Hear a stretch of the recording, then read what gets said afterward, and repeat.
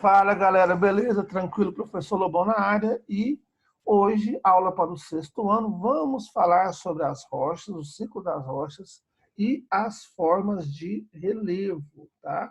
Nós vamos fazer aqui uma revisão sobre esse assunto que é muito importante, né, para que todo mundo saia bem na prova. Então, olha só, questões aí do livro de geografia, tá?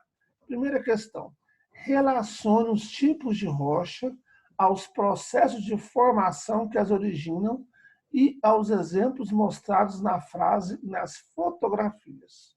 Você tem aqui as rochas ígneas, as rochas metamórficas e as rochas sedimentares.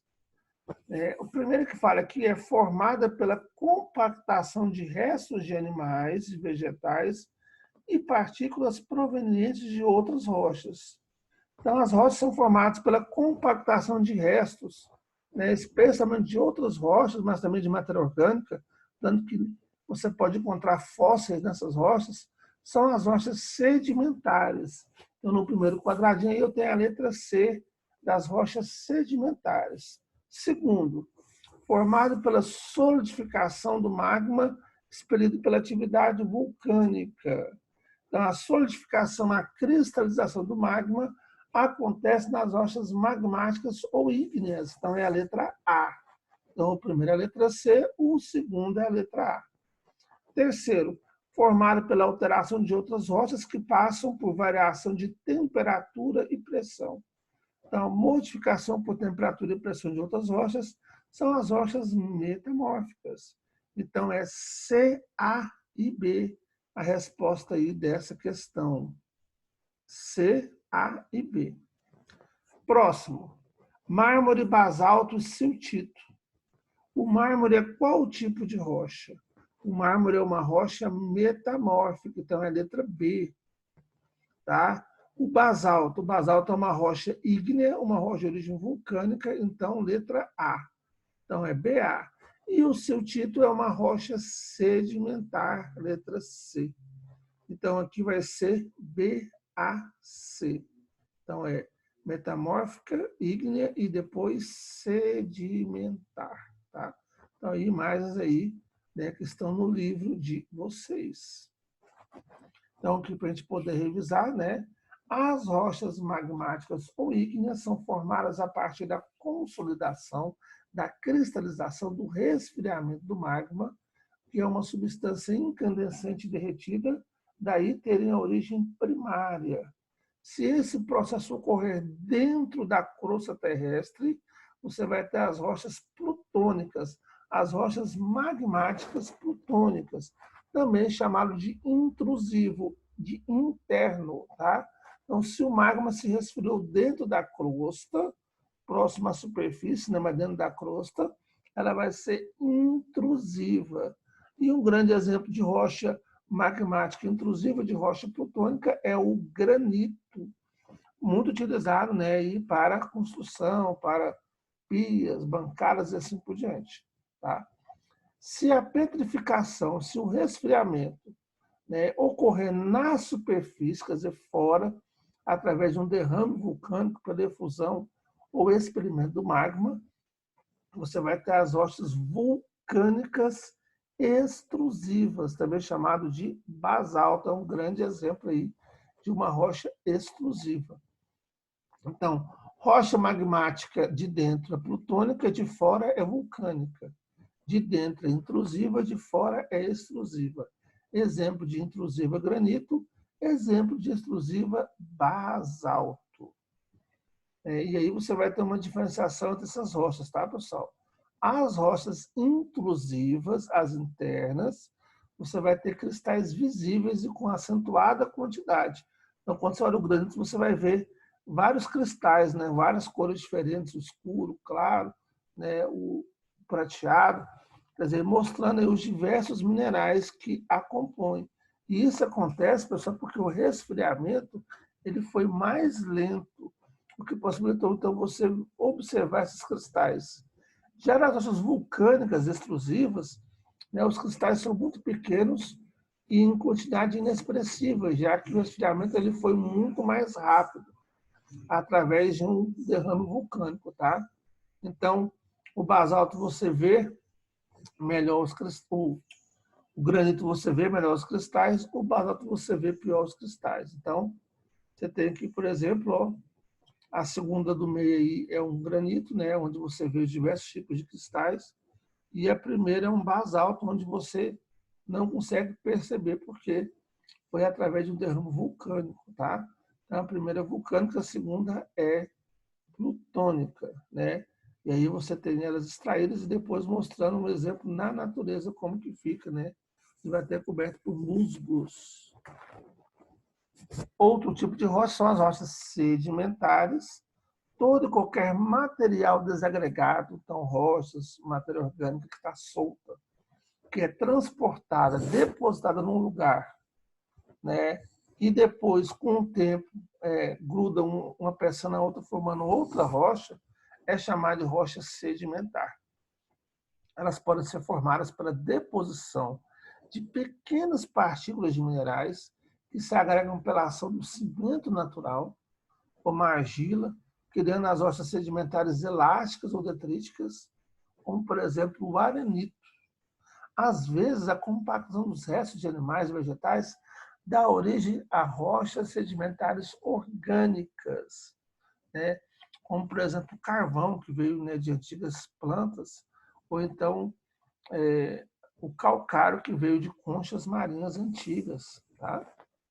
Então, o carvão mineral e o calcário são rochas sedimentares orgânicas. Por fim, as rochas sedimentares podem ser químicas, como no caso do sal-gema, originado pela evaporação da água, a decantação do cloreto de sódio e a cristalização do sal por soterramento. Então, você vai ter, pessoal, algumas rochas chamadas sal-gema, onde você pode extrair o sal que você utiliza, né, para alimentação e assim por diante. A maior parte do sal que a gente utiliza na nossa casa, ela vem do mar, ela vem através, né, de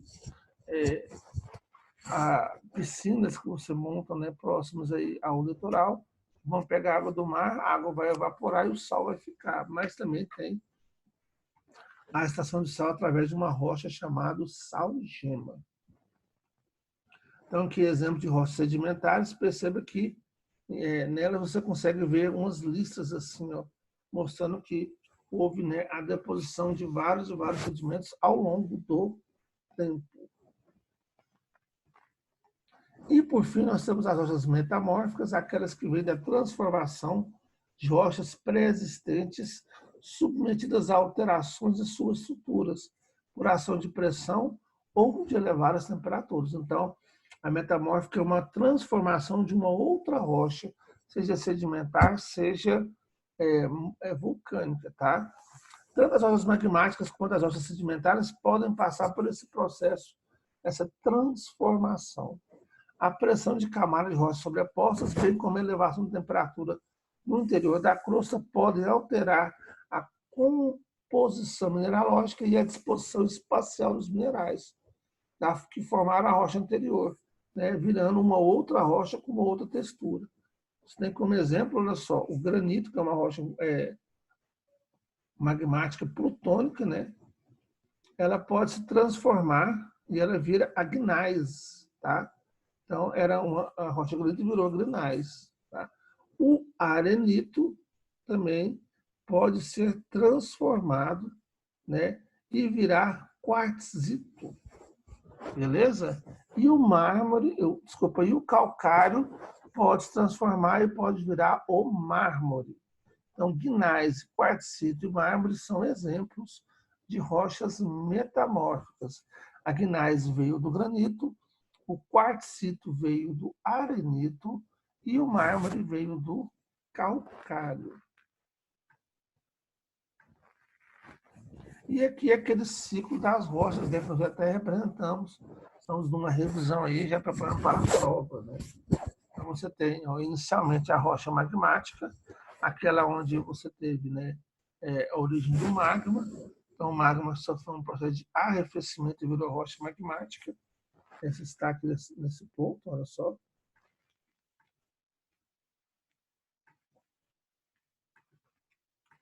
E aí depois ela pode sofrer a meteorização e erosão deposição, formando sedimentos e formando as rochas sedimentares, que pelo aumento de pressão pode virar rochas metamórficas, que podem aflorar e virar sedimentar. Quer dizer, existe um ciclo aqui, onde os três tipos de rochas, que são a rocha magmática, a rocha sedimentar e a metamórfica, podem virar os outros dois tipos de rocha, tá?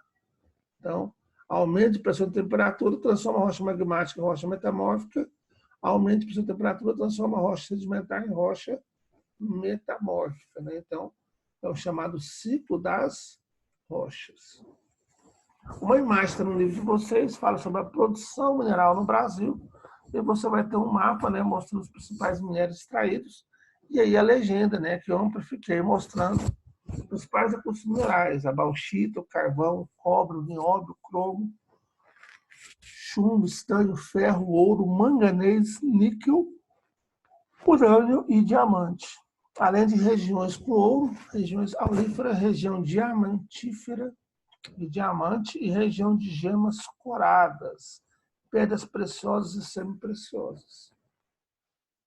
E de acordo com esses recursos minerais, né, tem algumas perguntas para responder. Primeira pergunta: é encontrado em grande quantidade no sul do estado do Maranhão. Então, eu tenho aqui o Maranhão e eu tenho que observar no sul. Está muito difícil de checar. Vamos dar um zoom aqui, ó. No sul do estado do Maranhão. Olha só aí o destaque dessa região, né? Está aqui, ó, esse minério, que pela legenda é a bauxita, tá? Então, a resposta seria bauxita. Letra B. A maior concentração do Brasil é encontrada no leste do Rio Grande do Sul. Então, no leste do Rio Grande do Sul, você vai ter o carvão mineral, tá? Tá destacado aqui, ó, né? É o carvão mineral. Próxima,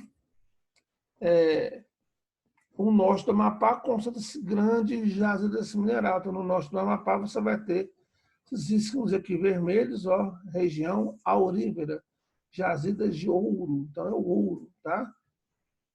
E o próximo, esse mineral é encontrado principalmente no Pará e em Minas Gerais, né? Pará, Minas Gerais, é o ferro, olha só aqui, ó. Essa borboletinha aqui, o ferro, ó. Letra E, além do ouro urânio, o norte de Roraima tem uma grande quantidade desse mineral. Vai ter esses risquinhos aqui, ó, né? E esse símbolo aqui, que é o diamante, tá? Muito comum aí, ó, né? No norte de Roraima. E o último, esse mineral pode ser encontrado na região fronteiriça entre Sergipe e Alagoas, ó. Sergipe e Alagoas você vai ter o cobre, tá? Aqui o cobre, ó. Então, né, vamos ter o cobre, o diamante, o ferro,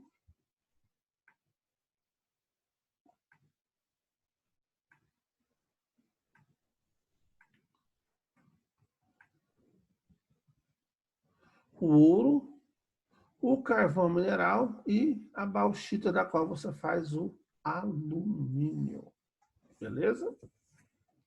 Próxima questão. Deixa eu pegar aqui.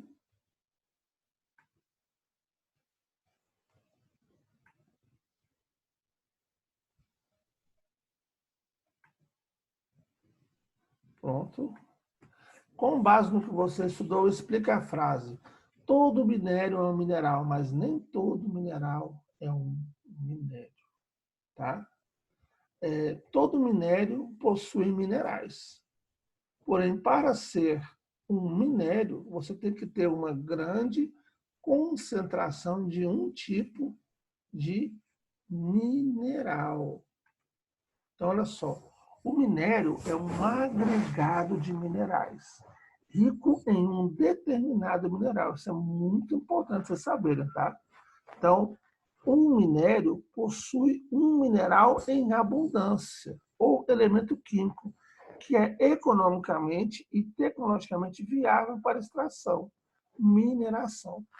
Então, você tem várias e várias rochas, mas naquela rocha que você tem uma concentração, por exemplo, de cobre, eu consigo extrair a jazida de cobre. Quando tem uma grande concentração de ferro, eu também consigo extrair.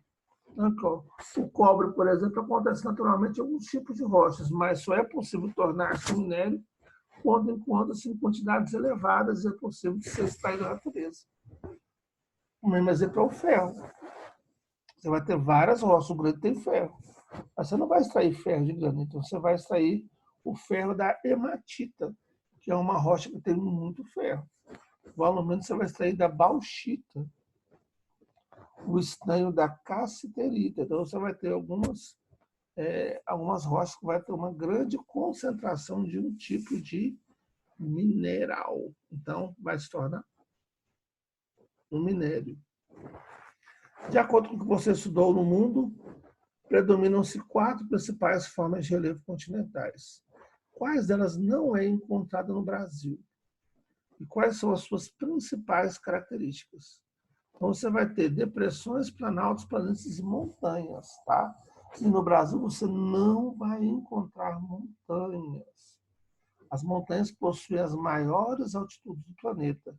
São desgastadas pela intensa ação de agentes naturais, como a água, vento, calor do sol, gerando sedimentos que se depositam nos terrenos mais baixos. Em geral, essas formações estão organizadas em cadeias, isto é, formam um conjunto de montanhas expostas uma próximo da outra.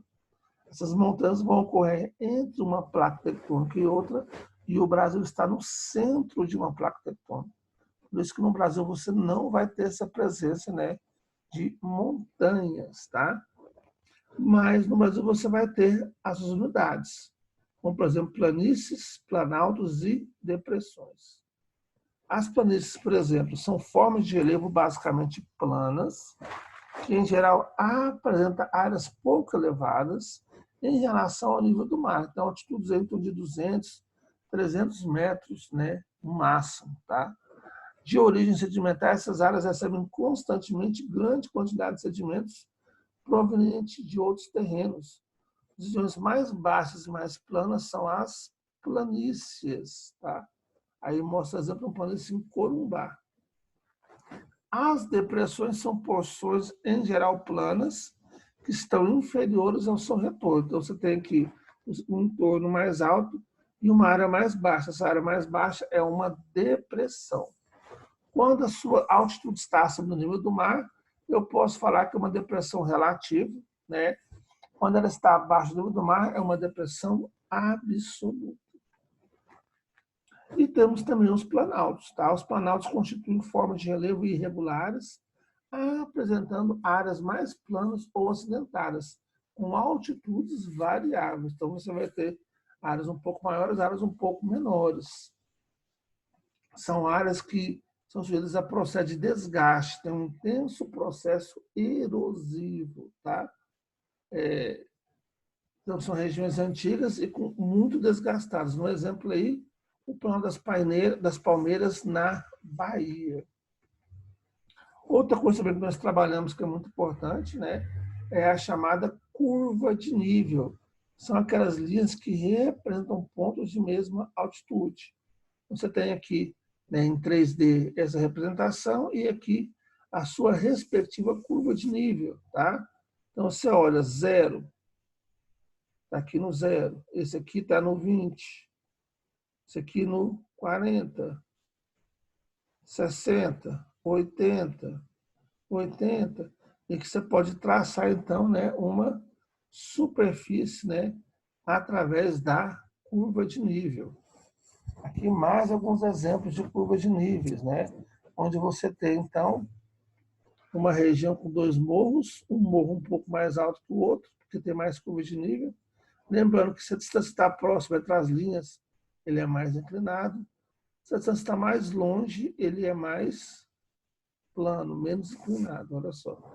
Aqui você vai ter uma curva de nível, várias curvas de nível, então vai pegar uma grande altitude, um pico mais alto no centro. Olha só. Aqui você vai ter curva de nível com 2 morros, mais ou menos da mesma altitude. Aqui você vai ter uma região mais elevada na parte esquerda né? É uma topografia muito íngreme aqui, ó, e mais plano do outro lado. Aqui já é o inverso, é mais elevado, né, no lado direito, e que são dois morros mais ou menos de mesma altitude. Então, se você vê uma curva de nível agora, você já consegue identificar qual que é a forma de relevo dele. A altimetria, né, através das cores, você vai simbolizar a altitude. No caso aí, o azul ele é muito baixo, o verde é mais ou menos, o amarelo é mais ou menos e o marrom é mais alto, tá? Isso aqui, pessoal, é a altimetria do Brasil. O Brasil possui essa altitude, tá? Então, aqui, ó, mostra uma projeção em 3D da América do Sul e um mapa, né, artesanal feito através aí de papel machê. Eu costumo fazer muito com meus alunos um mapa em EVA. Eu tenho até os moldes do EVA, né? Depois eu vou deixar para vocês esse molde do EVA para que se você tiver acesso a uma papelaria, né, quando é também difícil, você possa tentar confeccionar o seu próprio mapa de altimetria do Brasil. Mas você percebe aqui, ó, você vai ter a Plano das Guianas, aqui o Planalto Brasileiro, aqui a Cordilheira dos Andes. Então, você vai ter essa grande área de planície, você vai ter essa grande área de planície. Então, aqui é a configuração do relevo do Brasil. Aqui um mapa, né, de MDF, né, de madeira, onde a pessoa representou o relevo mundial, olha só. América do Sul, América do Norte, na África também, né? Na Europa, na Ásia, Oceania. Fica muito bonito para decoração, né? Beleza? Então, essa foi uma revisão que eu queria trabalhar com vocês. Espero que tenha ajudado vocês aí a relembrar e estudar para a prova, tá bom?